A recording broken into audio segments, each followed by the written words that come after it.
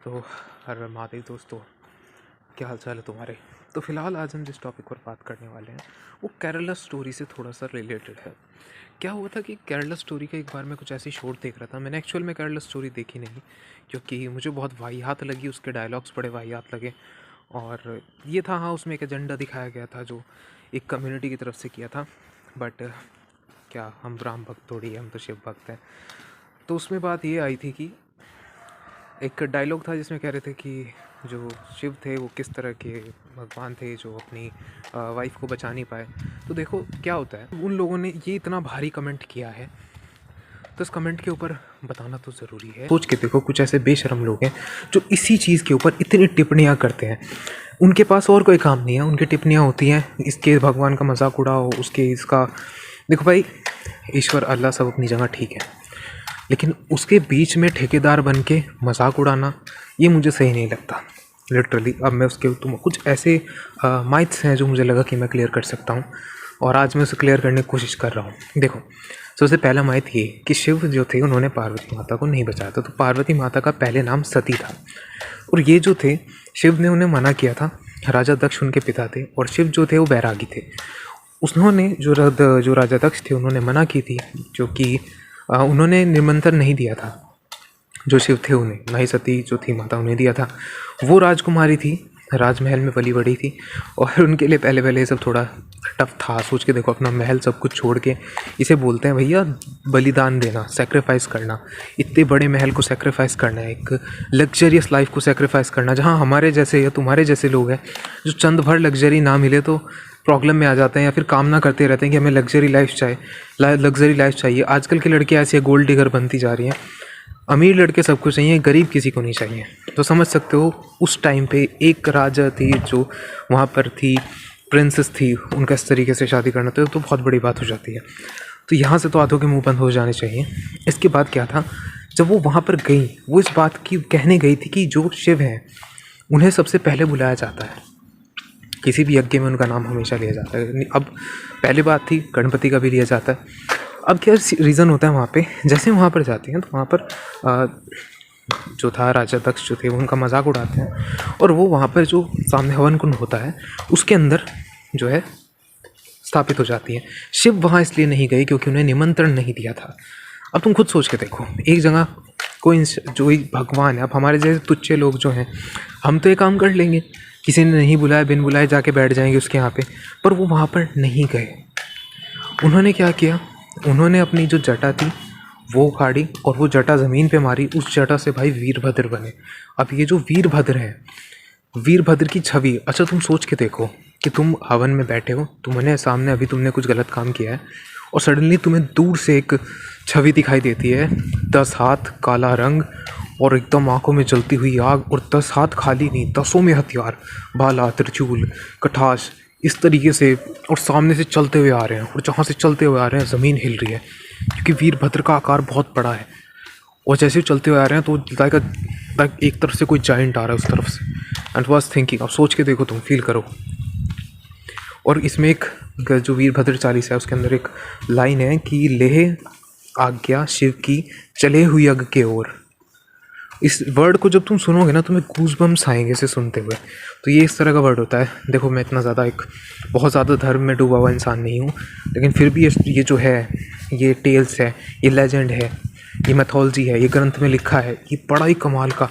मतलब मैं लिटरली इस चीज़ को, जैसे कि मैं नॉवल भी लिखता हूँ तो एनिमी नॉवल भी लिखता हूँ मैं, तो मैं उस चीज़ को फील करता हूँ। And when I feel, just imagine, एक तरफ से 10 हाथ, 10 हाथों में हथियार, और उसके बाद छवि इतनी खतर, इतनी मतलब जो होता है इतना क्रोध।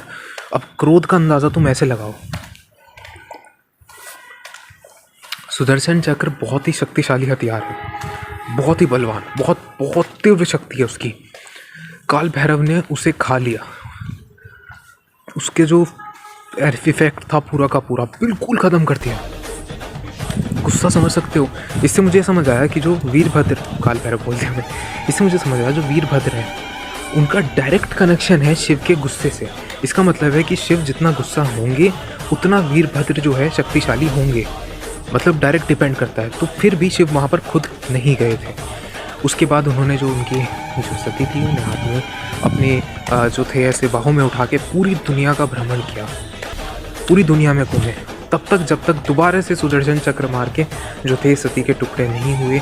और वो इसलिए करना पड़ा विष्णु को क्योंकि धरती का संतुलन ही हिल गया था उस समय। बिना शिव के क्या हो सकता है भाई, सोच के देखो।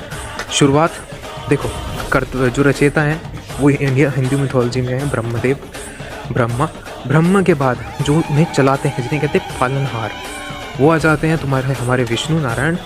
और जो बाद में अनादि यानी अंत, तुम पैदा हुए, दुनिया देखी, काम वासनाएं पूरी की, जी लिए, अब क्या करोगे? अब तुम मोक्ष प्राप्ति करोगे, अब तुम चलोगे तुम अपने अंत की तरफ चलोगे। अब तुम्हारे जो काम थे सृष्टि से वो निपट चुके हैं, अब तुम मोक्ष। देखो कोई इंसान है, अगर कोई इंसान 30 की उम्र में सब कुछ अचीव कर ले, बहुत अमीर हो जाए, सब कुछ मिल जाए, तो फिर वो काम वासनाओं की तरफ नहीं जाता है, फिर वो जाता है मोक्ष की तरफ।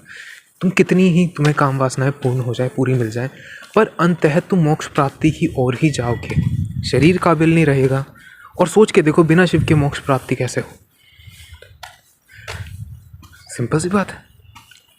शिव के साथ आती हैं शक्ति, ब्रह्मा रचयिता हैं, पालनहार हैं विष्णु, और शक्ति प्रदान करती हैं जो महाकाली हैं, पार्वती हैं, वो शक्ति प्रदान करती हैं। शिव शक्ति, इसे तुम जापानी उसमें क्या बोलते हैं, चाइना में इसे यिंग यांग भी कॉन्सेप्ट बोलते हैं।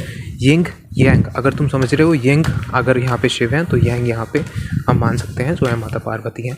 और माता पार्वती जो ऊर्जा है वो उत्पन्न करती हैं, और जो शिव हैं वो ऊर्जा संतुलित करते हैं। तो इससे तुम दोनों का मतलब समझ सकते हो। इसलिए कहते हैं कि कभी भी अगर शिव की आराधना करते हो तो शक्ति की ज़रूर करो, शक्ति की करते हो तो शिव की ज़रूर करो, क्योंकि ये दोनों एक ही हैं और अलग नहीं किए जा सकते। ये अलग नहीं है, अलग अलग नहीं है, ये वर्ड भी अलग अलग नहीं है, शिव शक्ति एक ही है। सो ये ऐसे काम करता है। अब तुम इस चीज़ को समझो। जब तो ये जो हुआ था, यज्ञ का काम हुआ था, जब वीरभद्र यज्ञ में पहुँचे, उन्होंने सुदर्शन चक्र, तुम सोच के देख लो, जो विष्णु कवच है, नारायण कवच है, वो तक जो राजा दक्ष थे उन्हें बचा नहीं पाया। वीरभद्र ने क्या किया, ठाके गर्दन काट दी। उसके बाद जो सारे देवता थे वो वापस आए, उन्होंने कहा कि ये राजा अच्छा था, ऐसा था, वैसा था, उसे जीवित किया, उसकी जगह बकरे का सर लगा दिया उसके सर पे। वो सर तो जुड़ नहीं सकता था, तो बकरे का सर लगा दिया। और आज जैसे तुम जानते हो कि सैटानिक जो बाइबल है उसके अंदर जो सैटन को दिखाया जाता है उसके भी सर पे बकरे का सर होता है। तुम समझ सकते हो कि पॉसिबिलिटी है कि ये जो राजा दक्ष है ये सैटन बनी आगे जाके, और समथिंग लाइक दैट। और वहाँ से क्रिश्चियनिटी भी शुरू हो गई, क्योंकि क्रिश्चियनिटी भी बाद में ही बनी है, तो कुछ भी हो सकता है। क्यों देखो इसे छोड़ो, इस पर ज़्यादा नहीं जाते। चाय ठंडी हो गई, इतनी सर्दी है, एक्सरसाइज भी करनी है। बात हो रही है यहाँ पे जो है, अब इसके बाद क्या होता है, ये जो माइथ है यहाँ पूरा हो गया। ये सब ज़रूरी था ताकि जो सती थी उस समय वो पार्वती के रूप में रिकार्नेट हो सकें, यानी दोबारा जन्म ले सकें। और उन्होंने जब दोबारा जन्म लिया वो बनी शिव शक्ति, वहाँ पर पूरे हुए, and that's how it work. ये थी बात। अब केरला स्टोरी के चक्कर में लोगों ने यही समझ लिया कि भाई लोग आंगू पांगू हैं। और भाई सुनो, मिथोलॉजी को ना, अगर तुम हर मिथोलॉजी को जानोगे, कुछ को छोड़ के, जो ओरिजिनल मिथोलॉजी जो बहुत पहले से चली आ रही है, फिर वो कोई भी मिथोलॉजी हो, जैसे जेरूसलम है, समझ रहे हो, जो ज्यूज़ है उनकी मिथोलॉजी है, बहुत पुरानी होगी, तो उसमें तुम्हें ना लॉजिक मिलेगा, उसमें लॉजिक है, समझ रहे हो। लेकिन जो बाद की स्टोरीज़ बनी हुई हैं वो इलॉजिकल है, जो बनाई है लोगों ने खुद, मतलब खुद चार लोग बैठ गए कि भैया अच्छा ऐसी बात है, देखो भगवान जी की तो मुझे आई थी। कोई मेंटली इल डिसऑर्डर्ड पर्सन भी हो सकता है जो कहे मुझे तो भगवान दिखाई देते हैं, मुझे तो वो दिखाई देते हैं, ऊपर वाला दिखाई देता है, और ऊपर वाला हो भी ना, तो ऐसा भी हो सकता है। तो एंशेंट में और बाद में बनी हुई में बहुत फ़र्क होता है यार। सी लैंग्वेज में और पाइथन में बहुत फ़र्क है। सी लैंग्वेज पहली बनी हुई लैंग्वेज है, फर्स्ट लैंग्वेज है। उसके बाद क्या जो ये बनी है, क्या नाम, सी से पहले आई थिंक एक डी लैंग्वेज भी थी, पाइथन मॉडर्न लैंग्वेज है। ये फ़र्क होता है ओरिजिनल में, और ओरिजिनल के उठा के कॉपी कर दो, उसमें एक फ़र्क होता है। अब मैं क्या आता हूँ, मैं एक नया रिलीजन बनाता हूँ, ठीक है, मैं अपनी स्टोरी नॉवल, नरूटो की नॉवल उठा के, नरूटो की एनिमी उठा के मैं कहता हूँ ये एक नया रिलीजन है, मैं तो उचीहा हूँ, तुम क्या नाम, तुम उजुमाकी हो, वो हारुनो साकुरा है, और सब मिलके काम करते हैं, रिलीजन बना देते हैं, एक काम करते हैं नरूटो को पूजना शुरू कर देते हैं। तो यार बाद में बने हुए रिलीजन्स पर मैं बिलीव नहीं करता। ट्रू रिलीजन वही है जिसका अंत और जिसकी शुरुआत और अंत तुम्हें ना पता हो, तो वो एक एक रियल रिलीजन पार्ट आता है।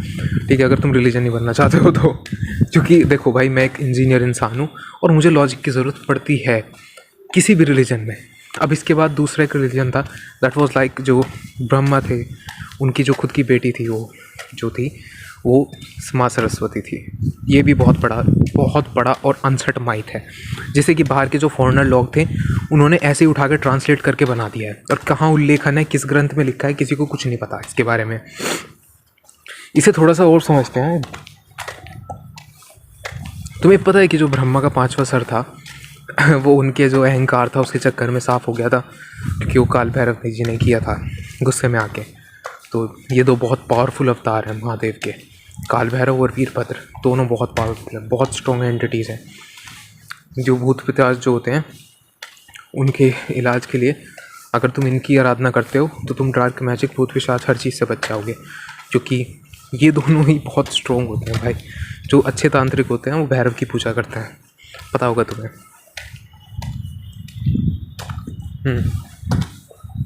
देखो इसके बाद क्या आता है, इसके बाद दूसरा माइथ ये था जो बताया मैंने। तो देखो, ब्रह्मा ने वर्ल्ड को क्रिएट किया, मान के चलो मैंने इस वर्ल्ड को क्रिएट किया, चाहे वो मैंने जादू से किया हो या मैंने उसे एक्सपेरिमेंट करके किया हो, लेकिन मैंने उसे अपनी बॉडी से जनरेट नहीं किया है, मैंने उसी चीज़ को क्रिएट किया है। नाउ माँ Saraswati is basically creation of Brahma. She is creation of Brahma, not daughter of Brahma, she is creation of Brahma.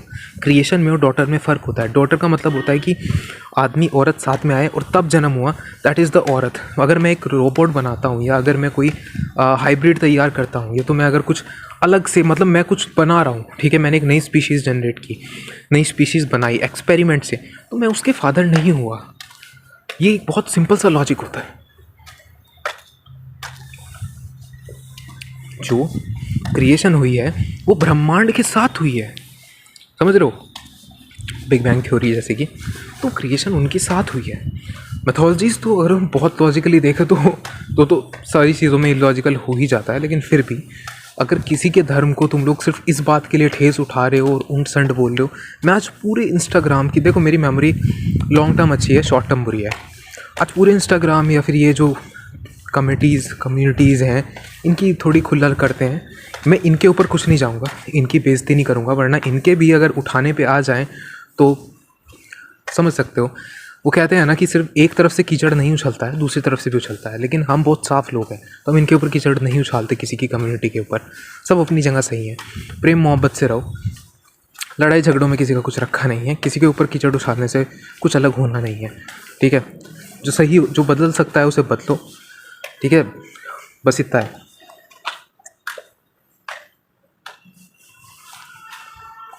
दूसरा कंटेंट मुझे ये समझ नहीं आता, ये कम्युनिटीज़ ऐसे करती हैं कि अगर आप हमारे जो है मैथोलॉजी को मानते हो तो आप हमारे साथ हो, सही हो, वरना आप सही नहीं हो। यार सुनो, एक गार्डन में दो तरह के फूल हो सकते हैं, क्यों इतनी किल्लस खाना, क्यों इतना मौत लाना अपनी इस चीज़ के ऊपर कि उस टॉपिक पर क्या नाम आप तो बात नहीं करोगे, या तो आपको वही बदलने चाहिए। आप अगर कुर्ता पहनते हो तो बहुत अच्छी बात है, कुर्ता पहनो, कुर्ता ना पहनो, नंगे घूमो, नाचो गाओ, सर पे तबला बजाओ, उससे दूसरे इंसान को क्या फ़र्क पड़ता है। अगर कोई और किसी और को मानता है, किसी और को वर्शिप करता है, तो उससे तुम्हारे भगवान का, तो उससे तुम्हारे जो ऊपर वाला है, नीचे वाला है, उससे तुम्हारा क्या फ़र्क पड़ता है, उससे तुम्हें प्रॉब्लम क्या है। जेलसी को इनके। और दूसरी बात, ये लोग अपने जो रिलीजन है उसके ऊपर एक वर्ड नहीं ढंग से ले सकते।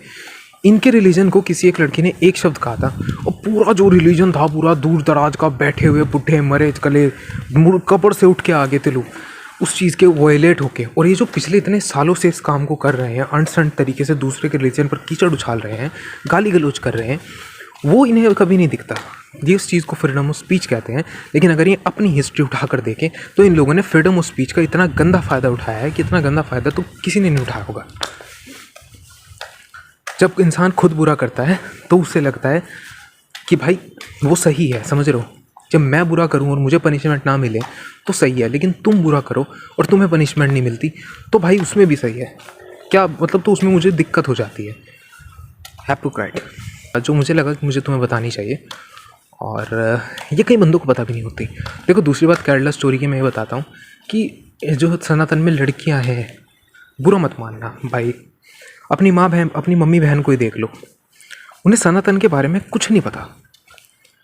उन्हें अपने उनके साथ ये होगा, उन्हें अपने गोत्र के बारे में भी नहीं पता होगा, उनके इतिहास के बारे में नहीं पता होगा, राजा के बारे में नहीं पता होगा कौन थे, भगवान के बारे में नहीं पता होगा कौन थे, उन्हें किसी चीज़ के बारे में नहीं पता होगा। ना तो वो सत्संग में ध्यान देती होंगी, ना तो वो कोई जो होता है छोटा मोटा हवन करवा लो वो भी नहीं करवाते। उसके बजाय वो किसी तांत्रिक टोने टोटकेबाज या तो फिर किसी अजीब से पंडित को जो कहता है मैं आपकी ज़िंदगी बदल दूंगा, ऐसे पंडित या तो कोई अंड बंड गुरु हो गया, ऐसों के पीछे पड़ी रहेंगी। उन्हें लगेगा कि इससे वो सही हो सकती हैं। खुद महादेव की भक्ति करने के बजाय किसी 1.5 फुटिए बाबा के पीछे पड़े हुए हैं, जैसे कि बाबा राम रहीम थे। हमारे यहाँ इधर एक घर था, उसके अंदर पार्लर था, उसके अंदर बाबा राम रहीम का इतना बड़ा फ़ोटो लगा हुआ था। उनकी जो उसमें से जैसे ही बाबा राम रहीम पकड़ा गया, फ़ोटो हट गया वहाँ से। बाबा राम रहीम का पीछे आश्रम है, अभी भी चलता है। क्या बात है। आते हैं इसमें भक्तजन, अंधभक्त ये होते हैं बाबा राम रहीम के और बीजेपी के। उधर में हमारा गांव था, उसमें कोई एक लड़की थी, वो बिल्कुल ठीक ठाक थी, अच्छी बिच्छी, उसके पेपर में कम मार्क्स आते थे। वो बाबा राम रहीम के आश्रम गई थी और वहाँ से ऐसा सदमा लेके आई कि वहाँ से फिर उसने बोलना बंद कर दिया था सबके साथ। मतलब वो ये बताते थे कि वो किसी के साथ बात नहीं करती थी बिल्कुल भी, और ये कहते थे बाबा का चमत्कार है। बाबा कहते थे किससे बात नहीं करनी। बाबा वहाँ पे बलात्कार करते थे ऐसी ही बच्चियों का। भाई 16 15 साल की बच्चियाँ जाती थी, उनका बलात्कार करता था वो बुड्ढा, धर्म के नाम पे। इसीलिए भाई अगर तुम्हें आराधना करनी है ना तो महादेव की करो, वह सीधे भगवान की करो। दलाल की क्यों करते हो, ब्रोकर की क्यों करते हो? तुम अगर एक कमरा रेंट पर देखने जा रहे हो तो अगर तुम सीधा अंदर घुसोगे कमरा लेने जाओगे तो तुम्हें पड़ेगा 10,000 का, ब्रोकर तुम्हें देगा वो 20,000 का। क्यों? वो कहेगा 10,000 मेरी ब्रोकेज। तो same as that these are just religions brokers, दलाल हैं ये, भड़वागिरी करते हैं लोग, भड़वे हैं। और ये तुम इस बात को कभी समझ नहीं पाए। मंदिर में, मैं तो मंदिर भी नहीं जाता, मैं तो मंदिर भी साल में जाता हूँ, कुछ भी नहीं करता मैं, ना मंदिर जाता हूँ ना पूजा करता हूँ, कुछ नहीं करता। हाथ जोड़ता हूँ, फ़ोन में चालीसा सुनता हूँ, नाम लेता हूँ प्रभु का, किसी को गाली गलौज कम करता हूँ कि धोखा थाकी जो होती है किसी के रिलीजन पे। अब भी तुमने देखा होगा मैंने गाली गलौज तो नहीं की कोई भी। मैं एक हिंदू मुस्लिम का चक्कर हटाता हूँ। मैं रैंडम बंदा हूँ, तुम रैंडम बंदे हो, हम रोड पे मिलते हैं, बातचीत करते हैं, कहीं जो होता है कुछ, चलो कुछ काम साथ में पड़ गया, वो काम कर लिया, मुझे लिफ्ट देनी है मैं तुम्हें दे रहा हूँ, कोई रिक्शा चला रहा है उसकी रिक्शा भी चल रही है, कोई दुकानदार है मैं तुमसे कोई सामान खरीद रहा हूँ। तो ये जो सब कुछ चल रहा है, क्या अगर तुम इतने ज़्यादा कट्टरवादी हो तो फिर तुम उन हिंदू कस्टमर्स को सामान बेचते क्यों? या हिंदू कस्टमर्स मुस्लिम कस्टमर्स को सामान क्यों बेचते हैं? तुम्हें भगवान से तभी याद आते हैं जब तू सोशल मीडिया पे कमेंट करना होता है या कोई भाषण देना होता है या वोट चाहिए होते हैं। तुम उनकी जो कंट्रीज़ है, अरेबिक कंट्रीज़ है, तुम उनसे ऑयल्स क्यों ख़रीदते हो जब तुम मतलब इतने ज़्यादा कट्टरवादी हो? गायें कटती हैं, आज भी कट रही हैं, वो बंद क्यों नहीं हो रही हैं अगर तुम इतने कट्टरवादी हो? सिर्फ राम का नाम लेके वोट लेना है एक को, दूसरे को राम का नाम लेके चैनल चलाना है। मैं तो तुम्हें खुद कहता हूँ भाई, मैं राम भक्त नहीं हूँ, मैं शिव भक्त हूँ। शिव की आराधना करता हूँ, बम बम बोलता हूँ, शांत रहता हूँ, दूसरों की भी इज़्ज़त करता हूँ, मेरी भी इज़्ज़त होती है। मेरे भी काफ़ी सारे अलग अलग रिलीजन्स में फ्रेंड हैं और मुझे आज तक कभी फील नहीं हुआ कि उन्होंने कभी शिव के बारे में कुछ कहा हो। हर आदमी जिसकी भी कहानी उठाता है, शिव की कहानी बहुत कम उठाता है, क्योंकि शिव ऐसे है ही नहीं। और यही कमाल की बात है, जितने भी तुम्हें तोप मिलेंगे ना, जितने भी तुम्हें टॉप मिलेंगे जो कुछ ना कुछ कर रहे होंगे करियर में, स्किल्स में, हार्डवर्क में, सारे शिव भक्त मिलेंगे। जितने तुम्हें लव रिलेशनशिप में मिलेंगे सारे कृष्ण भक्त मिलेंगे, और जितने तुम्हें लड़ाई झगड़ा दंगा पॉलिटिक्स इस सब में मिलेंगे वो राम भक्त मिलेंगे। राम के नाम पे ये लोग अलग अलग तरीके की चीज़ें चलाते हैं, अपने एजेंडास चलाते हैं, नाम फेमस है इसलिए। राम का नाम किस चीज़ से जोड़ा इन्होंने? दंगई से, लड़ाई झगड़ों से, गाली गलौज से। तो लोग भी वो क्या करेंगे तुम जिनका नाम लेके? भाई जब इंसान बोलता है ना जय श्री राम, तुम्हें लिटरली कौन बोलता है जय श्री राम? जय श्री राम बोलते हैं हनुमान जी। हनुमान जी बोलते हैं जय श्री राम। कभी देखा है उन्हें सुनते हुए जय श्री राम बोलते हुए? नहीं। वोट लेने के लिए तुमने किसी के भगवान की इतनी को क्या बना के रख दिया? हर चीज़ का तो हमने यार एक वो बना लिया, अपना पसंदीदा वर्जन बना लिया है ना। कोई कह रही है शिव दीवानी, शिव के वो करती हूँ, शिव के ये करती हूँ, 10-10 लड़कों को चीट करती है और अपने इंस्टाग्राम पे लिख के रखती है कृष्ण भक्त, कृष्ण दीवानी, शिव दीवानी, और वहाँ चीट कर रही है 10-10 लड़कों को।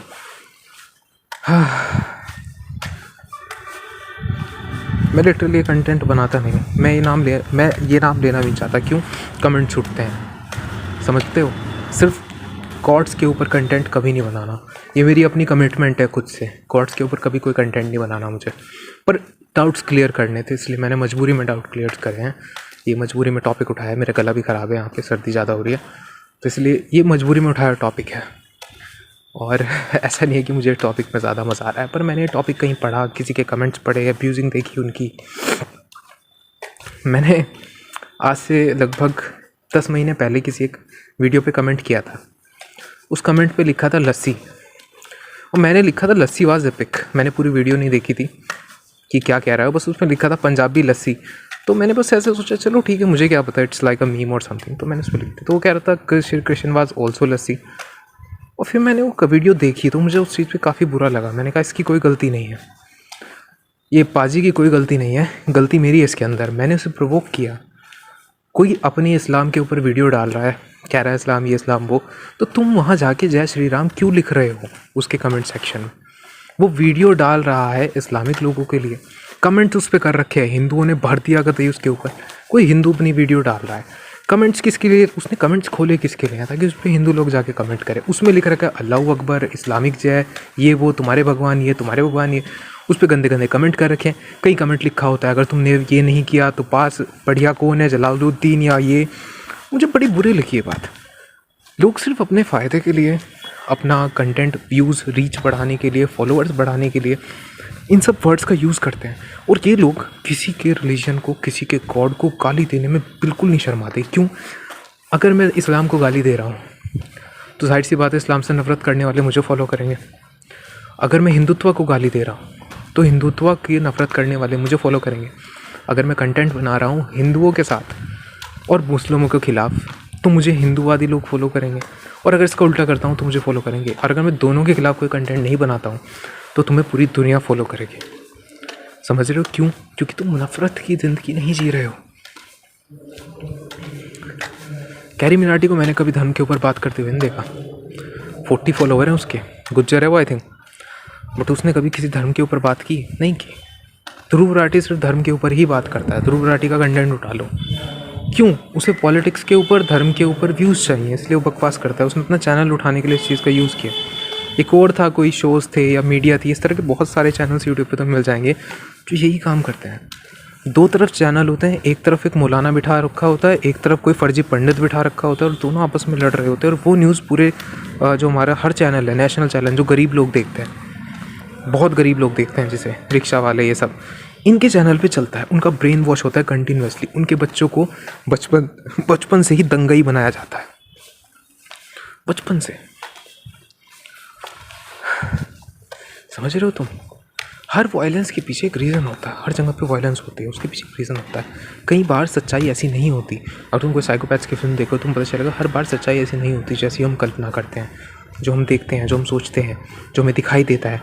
मणिपुर वायलेंस केस क्या हुआ था? एक फेक वीडियो को वायरल किया गया था, पतंग की ऐसी की तैसी।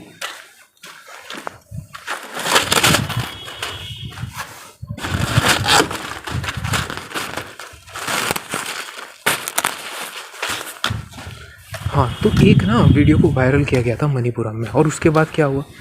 वीडियो थी दिल्ली की और केस क्या बना वहाँ पर इस तरीके से, भाई क्या ही कहूँ बस। वो तुमने देखा होगा नेकेड विकेट वाला जो सीन हुआ था मणिपुर में, और वो आग अभी तक लगी पड़ी है वहाँ पे मणिपुर में। झूठी वीडियो पर आप भी झूठी वीडियो आपको दिखाई देती होंगी जिसके अंदर लिखा होगा कि यहाँ पर इतने लोगों को मारा, वहाँ पर इतने लोगों को मारा, यहाँ पर गाँव साफ हो गए, और इससे कहाँ चला जाता है? व्हाट्सएप पर। कौन फंड कर रहा है इन्हें? हिंदू मुस्लिम की लड़ाइयों से फ़ायदा किसका होगा? फ़ायदा किसका होगा बोलो? फ़ायदा होगा धर्म के ठेकेदारों का। इन बाबाओं के दरबार में, इन मौलानाओं के दरबार में क्या तुम्हें कोई बड़ा आदमी, कोई अमीर आदमी जाता हुआ, बैठता हुआ दिखा? इनके यहाँ कौन जाता है? गरीब आदमी जाता है, जो बहुत बहुत डाउन क्लास होता है। बाबा प्रेमानंद है, उन्हें देखा है कभी तुमने बाबा प्रेमानंद को? अरे बंदे को दूर से ही देख के ना इतनी पॉजिटिविटी आती है, पता चलता है ये बहुत सच्चा इंसान है। मैं ही मानता हूँ कि वो अगर ढोंगी भी है तो भी मैं उस पर विश्वास करता हूँ। क्यों? औरा देखो आसपास, जहाँ जाते हैं बंदे पॉजिटिविटी, जो उनके पीछे जा रहे हैं भक्तजन वो भी मधुर बात में, जहाँ जहाँ प्रवचन दे रहे हैं वो लोग पूरे मधुर, जिसे दे रहे हैं उसकी ज़िंदगी साफ। तो देख रहे हो तुम, फ़र्क होता है। एक तरफ कोई भड़काऊ भाषण दे रहा है, अरे सबको काट दो, सबको मार दो, लड़ दो, झगड़ो, धर्म की रक्षा करो, धर्म के लिए धर्म के वो धर्म धर्म। एक तरफ दूसरा इंसान जो कह रहा है राधे राधे राधे राधे। फ़र्क है यार राधे राधे बोलने वाले में और उस बंदे में जो भड़काऊ भाषण दे रहा है। एक कह रहा है धर्म के ऊपर पॉलिटिक्स करेंगे, एक बंदा कह रहा है कि लड़ाई झगड़े मत करो। एक तरफ दिखा रहा है कि किस तरीके से आप समाज को एक अच्छी जगह बना सकते हो, बेहतर बना सकते हो, और दूसरी तरफ एक बंदा दिखा रहा है कि किस तरीके से आप और लड़ाई झगड़े कर सकते हो, नफरत क्रिएट कर सकते हो अपने घर में। ये लोग अगर तुम्हें इन्फ्लुएंसिंग शुरू कर देना, तुम्हारे घर में तुम्हें अपने भाइयों से भी लड़ाई करवा देंगे, तुम्हारे सगे भाई से लड़ाई करवा देंगे। गला बैठ गया दोस्तों। हर हर महादेव भाई, मैं चलता हूँ, एक्सरसाइज करनी है मुझे, गला बैठ जाता है मेरा, पता नहीं क्यों।